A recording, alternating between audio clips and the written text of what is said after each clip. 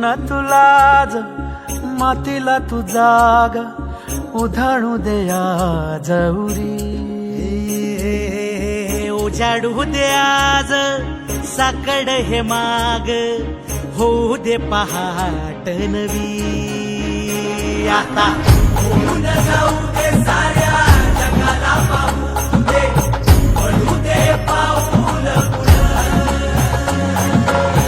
जरी काट पाया खाली टाकल्याला येऊ दे पडू दे पाऊल.